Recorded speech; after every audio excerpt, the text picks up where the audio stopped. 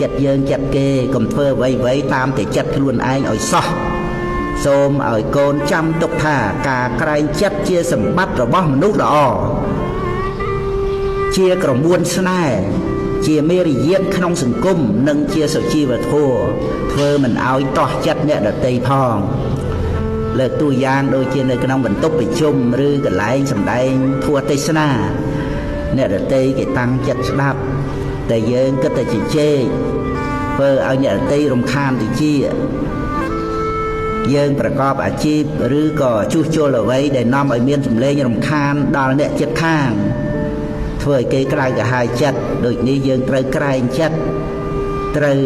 ប្រាប់គេខ្លះផងយកចិត្តគេផងបើនឹងត្រូវធ្វើយូរក៏ត្រូវតែក្រែងចិត្តគេឲ្យខ្លាំងយ៉ាងនេះនឹងមិនមានរឿងអ្វីច្រើនទៅនោះទេ